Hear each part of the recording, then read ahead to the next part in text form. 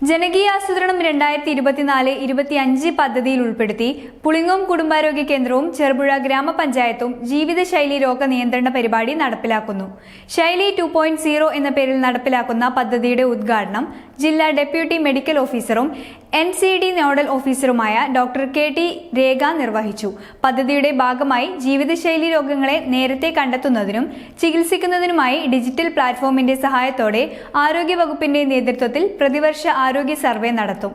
പഞ്ചായത്തിലെ 30 വയസ്സിന് മുകളിലുള്ള 18,000-ഓളം പേരെയും സ്ക്രീനിങ്ങിന് വിധേയമാക്കി രോഗനിർണയം നടത്തും.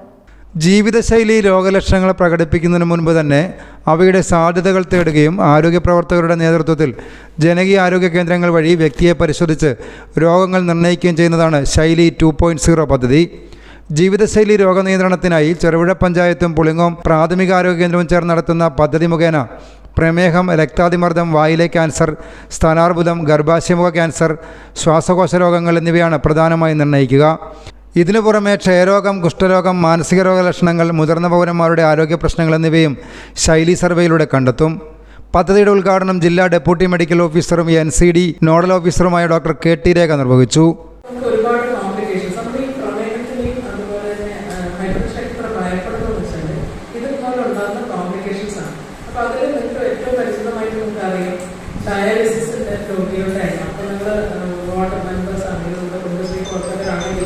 അറിയാൻ പറ്റും ഒരുപാട് പേര് നമ്മുടെ സമൂഹത്തിൽ ഡയാലിസിസിന് വിധേയരായിക്കൊണ്ടിരിക്കുന്നു. അപ്പോൾ മുമ്പ് അത് മേഖല ആശുപത്രികളിൽ മാത്രമേ ഈ ഒരു സൗകര്യം ഉണ്ടായിരുന്നുള്ളൂ. പിന്നീട് എല്ലാ താലൂക്ക് ആശുപത്രികളിലേക്കും അത് വന്നു. ഇപ്പം ഗവൺമെന്റിന്റെ ഒരു പോളിസി എന്ന് പറയുന്നത് എല്ലാ താലൂക്ക് ആശുപത്രികളിലും ഡയാലിസിസ് കേന്ദ്രങ്ങൾ വേണമെന്നാണ്.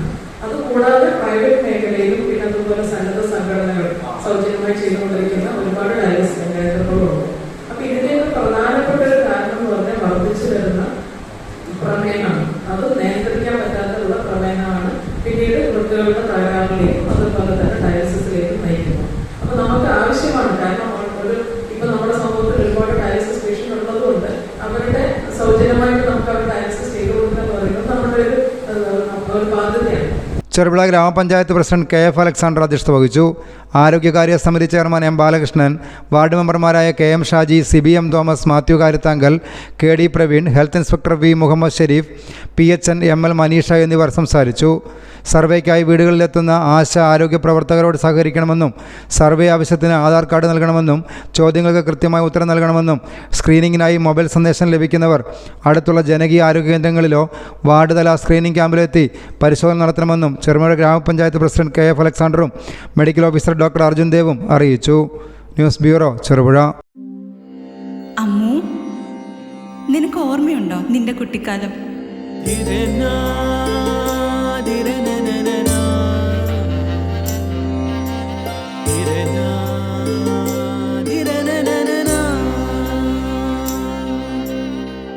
നിന്റെ കളിയും ചിരിയും കുസൃതിയും പിന്നെ നിന്റെ ആ കുട്ടിച്ചോദ്യവും.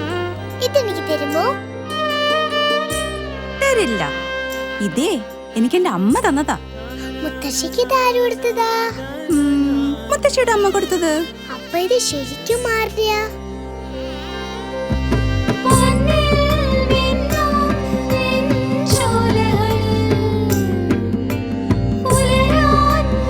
ഇതെനിക്ക് തരുമോ?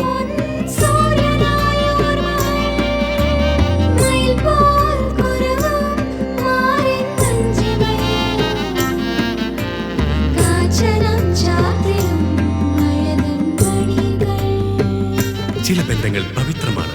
കണ്ണും നിറയും മനസ്സും നിറയും. സ്വന്തം ജോസ്കോ ജ്വല്ലേഴ്സ്. ഇനി സംശുദ്ധമായ സ്വർണം ചെറുപുഴയിൽ.